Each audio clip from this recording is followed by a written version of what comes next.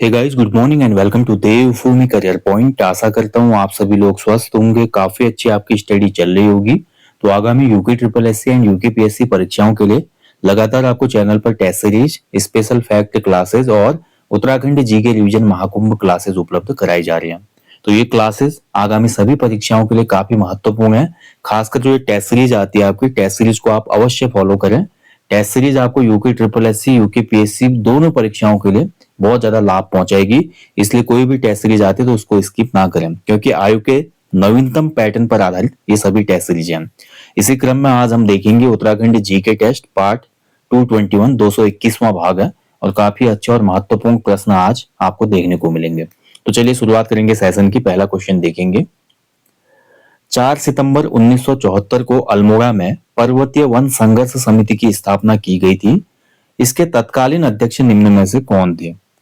तो देखिए, उत्तराखंड राज्य में पर्वतीय वन संघर्ष समिति स्थापित हुई थी 4 सितंबर 1974 को। पहला फैक्ट तो आपको यहीं से मिल गया, ठीक है। और जब इसकी स्थापना की गई थी तो इसके जो प्रथम अध्यक्ष थे वो थे गोविंद सिंह। ऑप्शन इसमें राइट आंसर हो जाएगा, गोविंद सिंह।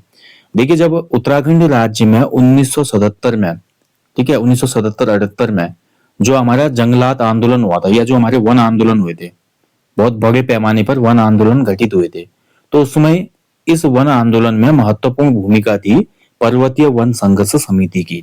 इसलिए ये महत्वपूर्ण फैक्ट है, इसको आप अच्छे से याद रखेंगे, ठीक है, गोविंद सिंह। चलिए आगे बढ़ेंगे। निम्न में से असत्य कथन का चयन कीजिएगा। देखिए, यूके ट्रिपल एससी का जो लेटेस्ट पैटर्न है ना, उसी पर आधारित ये टेस्ट सीरीज है और इसी पैटर्न पर आधारित जो हमारे एप्लीकेशन स्टोर में 50 फुल लेंथ प्रैक्टिस सेट है यूके ट्रिपल एससी के लिए स्पेशली, और ये बाइलिंगुअल है, तो ऐसे ही पैटर्न पर है पूरे वो, ठीक है। आप तभी मैं आपको बोलता कि अगर आपको प्रैक्टिस करनी है फुल लेंथ प्रैक्टिस सेट की, तो आप एप्लीकेशन स्टोर पे जाके 50 full length evergreen test series वाला कोर्स लीजिए। लिंक इस वीडियो के डिस्क्रिप्शन बॉक्स में है और इसमें आपको पूरे फुल लेंथ प्रैक्टिस सेट के साथ साथ 21 सब्जेक्ट वाइज टेस्ट भी मिलते हैं। साथ ही हर मंथ का उत्तराखंड करंट अफेयर और नेशनल इंटरनेशनल करंट अफेयर के टेस्ट भी दिए जाते हैं। अब इसमें बोल रहा है कि असत्य कथन का चयन करना है, जो फॉल्स स्टेटमेंट है वो बतानी है आपने। फर्स्ट है, देखिए, विलियम ट्रेल को कुमाऊं का वास्तविक कमिश्नर माना जाता है। 1822 में ट्रेल ने कुमाऊं में आबकारी विभाग की स्थापना की थी। विलियम ट्रेल ने बद्री केदार मार्ग का निर्माण कराया था। 1836 में हल्द्वानी की स्थापना ट्रेल ने की थी। तो असत्य कथन जो हो जाएगा इसमें, देखिए, पहला कथन बिल्कुल सही है। कुमाऊं का वास्तविक जो कमिश्नर है ट्रेल को ही माना जाता है। पहला कमिश्नर तो आया था एडवर्ड गार्डनर, लेकिन कुछ समय के लिए रहा वो, ठीक है। जो पहले जो प्रशासनिक कार्य, भूमि सुधार या अन्य कार्य हुए व्यापक पैमाने पे, वो ट्रेल ने ही किए थे। जैसे पटवारी की नियुक्ति भी ट्रेल ने की थी, तो इसलिए इसको कुमाऊं का वास्तविक कमिश्नर माना जाता है। 1822 में इसने आबकारी विभाग की स्थापना की, बिल्कुल सही है। और 1822 में ही इसने कुली बेगार का टेम्पररी सॉल्यूशन निकालने के लिए खच्चर सेना भी स्थापित की थी। विलियम ट्रेल ने बद्री केदार मार्ग का निर्माण किया था, बिल्कुल सही है आपका। लगभग 1828 के आसपास, 1828 के आसपास, 1828 1829 के आसपास इसने बद्रीनाथ केदारनाथ मार्ग का निर्माण कराया, श्रद्धालुओं के लिए काफी सुगमता हो जाए जिससे, ठीक है। और मैंने किसी टॉपिक में आपको बताया भी कि इस कारण क्या हुआ था, विलियम ट्रेल की काफी किरकिरी हुई थी, काफी इसको ट्रोल किया गया। ट्रोल क्यों किया गया? इसके समुदाय के लोगों ने, यानी कि जो क्रिश्चियन थे, क्रिश्चियन लोगों ने विलियम ट्रेल को टारगेट किया और बोला कि तूने हिंदुओं के जो हमारे जो पिलग्रिम्स आते हैं, हिंदुओं के जो पवित्र धाम है, वहां के लिए तूने यहाँ पर निर्माण कार्य किया है, ठीक है। जबकि ईसाई धर्म का प्रचार प्रसार करना चाहिए था तुझे कुमाऊं गढ़वाल क्षेत्र में। तो इसके लिए काफी ट्रोल हुआ था ये बद्री केदारनाथ मार्ग बनाने के लिए। हल्द्वानी की स्थापना ट्रेल ने की थी, लेकिन 1836 में नहीं की थी, ये की थी 1834 में, ठीक है। 1834 होना चाहिए था यहाँ पे, तो डी इसमें जो है फॉल्स है, बाकी सभी ट्रू है। आगे बढ़ेंगे। सूची 1 को सूची 2 से सुमेलित करना है, ठीक है। एक तरफ आपके देखिए हमारे उत्तराखंड के व्यक्तित्व दिए गए हैं, दूसरी तरफ उनकी रचनाएं दी गई हैं। बताना है इनमें कौन सा ऑप्शन सही हो जाएगा इसके हिसाब से, ठीक है। तो लीलानंद कोटनाला जी की जो रचना है इसमें वो है गढ़वाली छंदमाला, ठीक है, ए का हो जाएगा 3। उसके बाद में बात करूं, तोता कृष्ण गैरोला जी की रचना है प्रेमी पथिक, बी का हो जाएगा 1। महंत योगेंद्र पुरी की जो रचना है इसमें, तो वो हो जाएगी आपकी फूलकंडी, सी का हो जाएगा 2। एंड केशवदास अनुरागी जी की जो रचना है वो है ढोल सागर, तो डी का हो जाएगा 4। 3 1 2 4, 3 1 2 4 है आपका किसमें, ऑप्शन ए में है, ठीक है, तो ऑप्शन ए सही हो जाएगा इसमें। चलिए आगे बढ़ेंगे। तुबेरा, बाज्यो और तिमली उत्तराखंड में किस जनजाति के लोकगीत हैं? मैंने उत्तराखंड जी के वन लाइनर, उत्तराखंड के जितने भी टेस्ट आए पूर्व में या वो फुल लेंथ प्रैक्टिस है, तो वहां पर ये क्वेश्चन बार बार ऐड किया है। उत्तराखंड की जो सबसे प्राचीन जनजाति है, महा हिमालय की सबसे प्राचीन जनजाति है भोटिया, तो भोटिया जनजाति के ये लोकगीत हैं तुबेरा, बाज्यो और तिमली गीत। ठीक है, ये आपको ध्यान रखना है, बहुत महत्वपूर्ण है।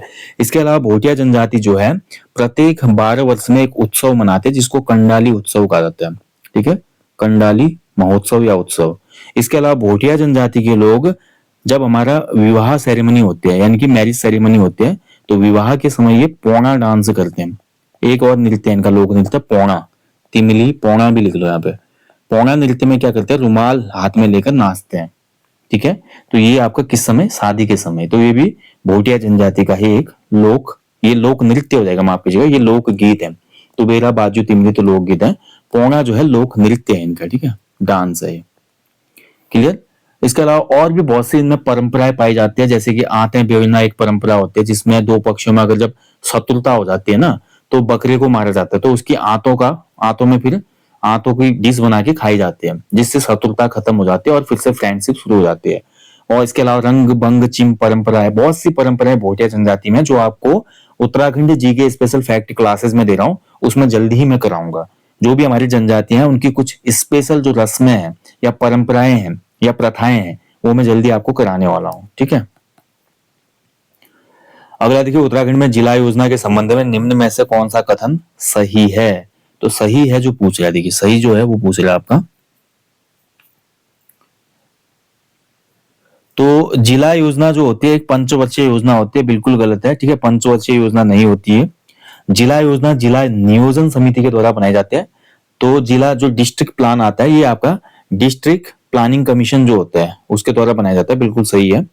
जिला योजना केवल स्थानीय निकायों के लिए स्वतः संसाधनों से वित्त पोषित होती है, बिल्कुल गलत है। और जिला मजिस्ट्रेट जिला नियोजन समिति के मुखिया होते हैं, ये भी आपका गलत है। ठीक है, जिला नियोजन समिति जो होते हैं जहां पर भी योजनाएं वगैरह बनती है, तो वहां पर सीडीओ एक पद होता है आपका। ठीक है, चीफ डेवलपमेंट ऑफिसर जो होता है सीडीओ, वो इसमें मीटिंग वगैरह लेते हैं। तो इसमें केवल बी कथन जो है आपका सही है। चलिए अगला देखिए, निम्न कथनों पर विचार कीजिए और सही विकल्प का चयन कीजिए। पहला विकल्प है देखिए, चौराबाड़ी हिमनद उत्तरकाशी में स्थित है। मिलम ग्लेशियर से धौलीगंगा पूर्वी का उद्गम होता है। जैसा कि मैं आपको बता चुका हूं दोस्तों, आयोग के लेटेस्ट पैटर्न पर आपको टेस्ट सीरीज मिलती है, यूट्यूब पर भी और एप्लीकेशन स्टोर पे भी, कोई डिफरेंस नहीं है। तो यहाँ पर भी आपके लिए मैं उतनी मेहनत करता हूँ हर टेस्ट को बनाने में। देखिए चौराबाड़ी जो हिमनद है ये उत्तरकाशी में नहीं है, पहला स्टेटमेंट इसमें गलत है। चौराबाड़ी ग्लेशियर या हिमनद, हिमनद ग्लेशियर को ही कहा जाता है। ठीक है, ग्लेशियर जो होते हैं, ग्लेशियर को ही हिमनद कहा जाता है। तो जो हमारा चौराबाड़ी ग्लेशियर है यह आपका कहाँ स्थित है, रुद्रप्रयाग में। ठीक है, केदारनाथ के ऊपर है रुद्रप्रयाग। और चौराबाड़ी ग्लेशियर के नीचे ही चौराबाड़ी ताल है जहां से मंदाकिनी नदी का उद्गम होता है। मिलम ग्लेशियर से धौलीगंगा पूर्वी का उद्गम होता है। दूसरा वाला कथन भी गलत है। मिलम ग्लेशियर से निकलती है आपकी गौरी गंगा, गौरी गंगा का उद्गम होता है यहाँ से। ठीक है, ये वही गौरी गंगा जो मिलम ग्लेशियर से निकलकर आगे जौलजीबी नामक प्लेस में काली गंगा से मिल जाती है। और इसी जौलजीबी में लगता है हमारा क्या, जौलजीबी का मेला, जो कि एक राजकीय मेला भी है। ठीक है, तो इसमें ना तो कथन एक सही है ना ही दो सही है, तो और डी हो जाएगा इसमें, एक और दो दोनों ही सही नहीं है इसमें। अगला देखिए, निम्न कथनों पर विचार कीजिए और सही चुनना है आपने, फिर ऑप्शन जो है सही चूज करना है। पहला कथन है देखिए, महारा एवं फरत्याल दरबारी गुटों का संबंध चंद वंश से था। तो देखिए चंद वंश का इतिहास मैंने उत्तराखंड जी के क्लासेस में आपको अच्छे से पढ़ाया है। जो हमारे यूट्यूब पर आपका फ्री में उत्तराखंड जी के रिवीजन महाकुंभ क्लास है वहां भी पढ़ाया है मैंने, पेड क्लासेस में भी डिटेल में पढ़ाया है आपको। ठीक है, कौन था ये मेहरा और फरत्याल दरबारी गुट जो था। तो अगर ध्यान से देखेंगे तो ये पहला जो कथन है बिल्कुल सही है। मेहरा और फरत्याल जो थे दरबारी गुट थे और चंद वंश के टाइम पर बहुत डोमिनेंस था इनका। ग्राम प्रशासन के संदर्भ में कोटाल तथा पहरी नामक कर्मचारी चंद वंश से संबंधित है, बिल्कुल सही है ये भी। कोटाल जो होता था ये प्रधान का असिस्टेंट होता था, पहरी का भी लगभग यही काम था। और ये दोनों ही कथन इसमें सही है, तो सी आंसर हो जाएगा, एक और दो दोनों सही है। ठीक है, चलिए, कुमाऊनी लोक संस्कृति विविध आयाम नामक पुस्तक के लेखक कौन है? तो बताइए इनमें से किस व्यक्ति ने लिखी है पुस्तक कुमाऊनी लोक संस्कृति विविध आयाम। और इसका जो सही उत्तर है वो हो जाएगा आपका option C, doctor Anil Karki ji की किताब है। सी आंसर सही है। ठीक है, डॉक्टर अनिल कार्की। चलिए आगे बढ़ेंगे।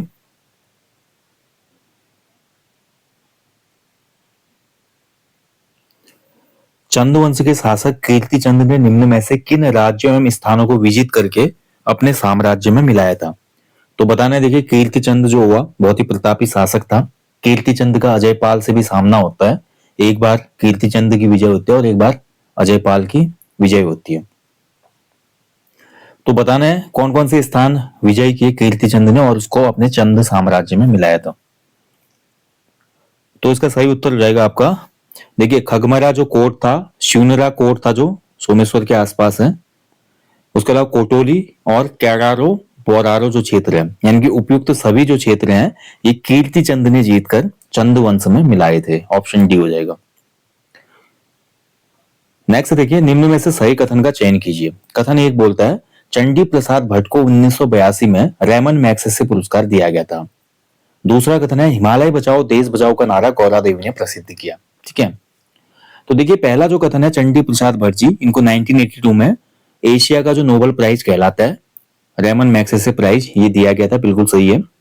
हिमालय बचाओ देश बचाओ का जो नारा था ये आपका दिया था किसने? सुंदरलाल बहुगुणा जी ने, सुंदरलाल बहुगुणा। ठीक है, तो इनके द्वारा ये नारा दिया गया था हिमालय बचाओ देश बचाओ का। तो ये जो दूसरा स्टेटमेंट है गलत हो जाएगा।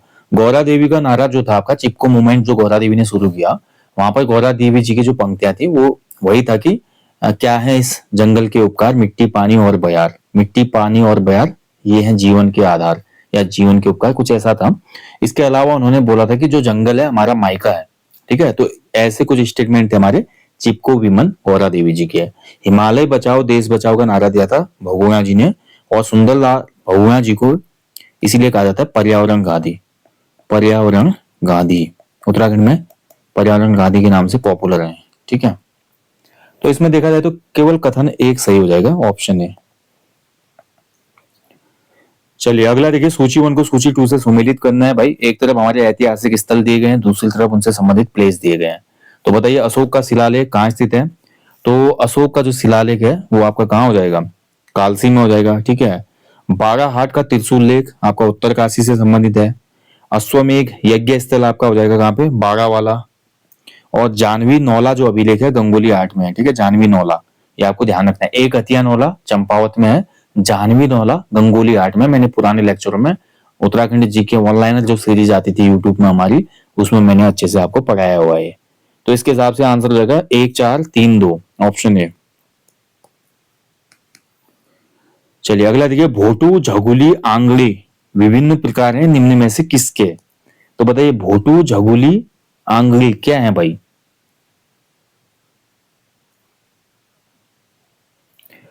तो देखिए भोटू झगुली आंगड़ी जो है भैया आपका ये स्थानीय परिधानों के प्रकार है। ऑप्शन डी हो जाएगा। ठीक है, तो लोकल जो हमारे हैं गारमेंट्स हैं, परिधान है, वस्त्र हैं।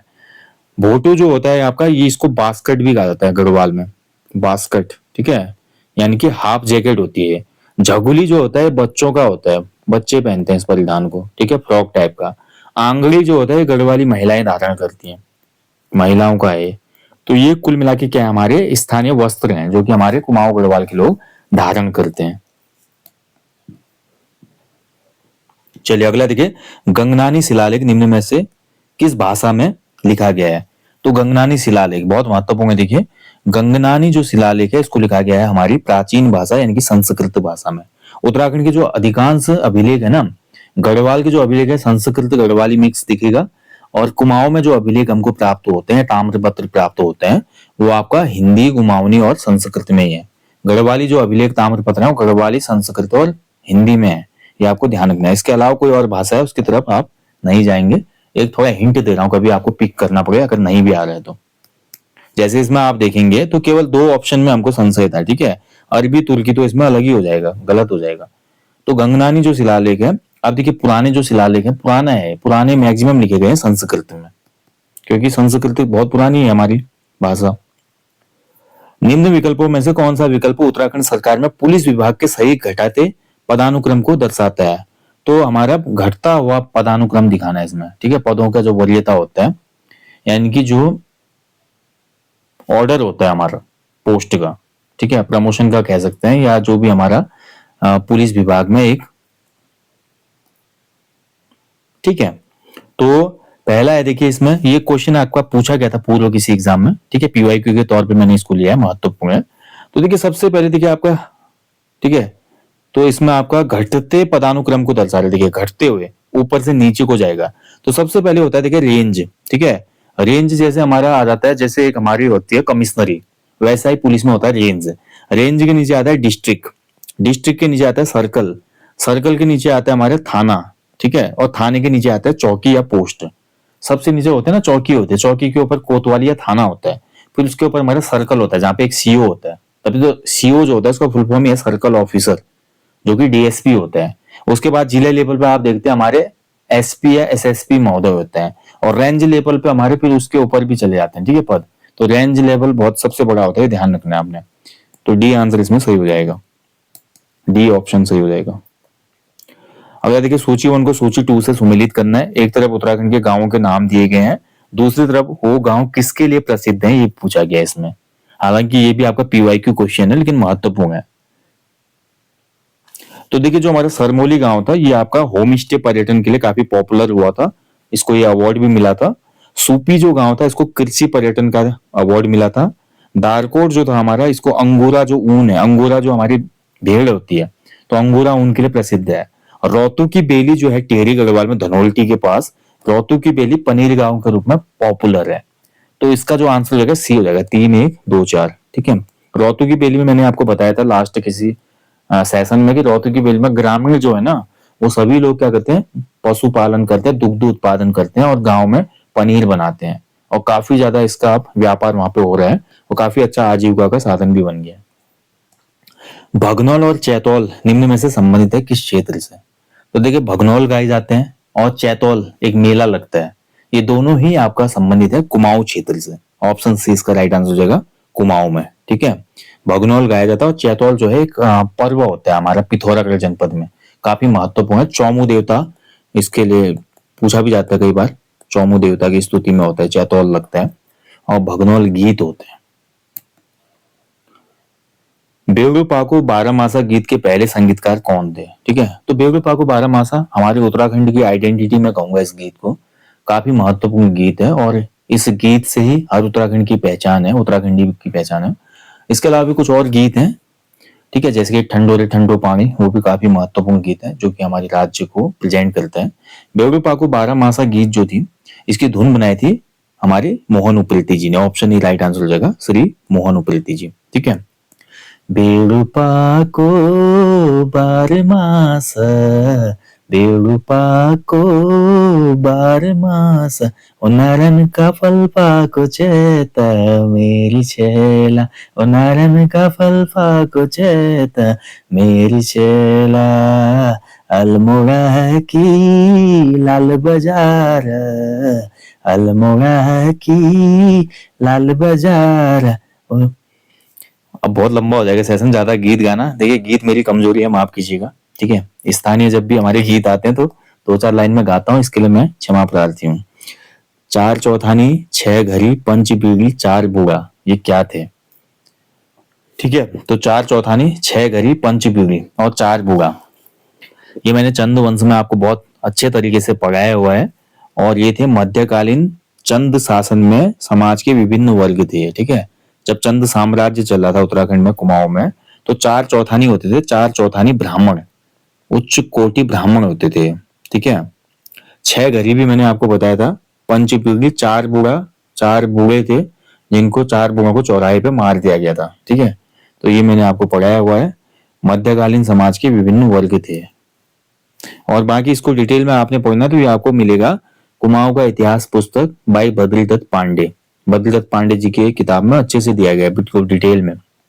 अधिकारी भी थे इसमें, 12 अधिकारी का भी पद था, 4 चौथानी 6 घड़ी पंच बीड़ी 4 बूढ़ा 12 अधिकारी, ठीक है। और भी 2 3 और हैं टाइटल जो अभी याद नहीं आ रहे मुझे। ऋषिकेश कर्णप्रयाग रेल परियोजना में निम्न 5 शहरों को क्रमवाइज जोड़िए। तो ऋषिकेश से रेल निकलेगी भाई, ठीक है, ऋषिकेश। ऋषिकेश के बाद जो ये रेल है आगे कहाँ पे पहुंचेगी, तो ऋषिकेश के बाद हमारी रेल जाएगी, वो जाएगी आपकी देवप्रयाग। देवप्रयाग के बाद हमारी रेल कहाँ पहुंचेगी, देवप्रयाग के बाद रेल पहुंचेगी श्रीनगर में। श्रीनगर के बाद ये रेल पहुंचेगी हमारी कहाँ पे, गौचर चमोली में।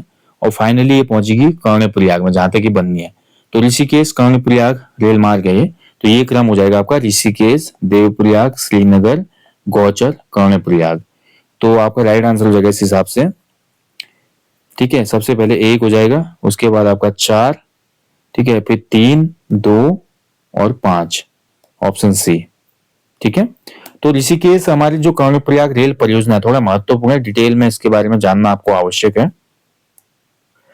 ऋषिकेश कर्णप्रयाग रेल मार्ग की सबसे पहले मांग हुई थी, कब पता है आपको, 1914 में, जब हमारा फर्स्ट वर्ल्ड वॉर हुआ। तो उसमें आपको पता है दरबान सिंह नेगी जी को विक्टोरिया क्रॉस दिया गया था जॉर्ज पंचम के द्वारा।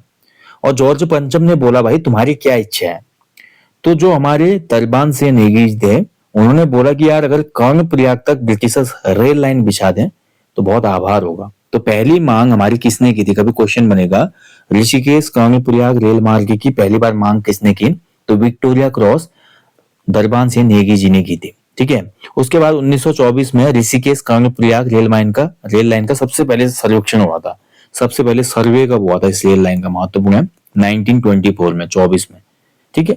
उसके बाद देखिए बहुत चीजें हुई, बट फाइनलाइज नहीं हुआ। और जब हमारे एनडीए की सरकार आई तो एनडीए की सरकार ने इसको फाइनलाइज किया। और ऋषिकेश से कर्णप्रयाग तक जो हमारा 125 किलोमीटर का रेल मार्ग था, इसको फाइनली क्या हुई, स्वीकृति मिली और काम भी शुरू हो गया, ठीक है। बाकी आप सभी को पता है 2026 जो ये चल रहा है, 2026 तक डेडलाइन है इस रेल मार्ग के शुरू होने की।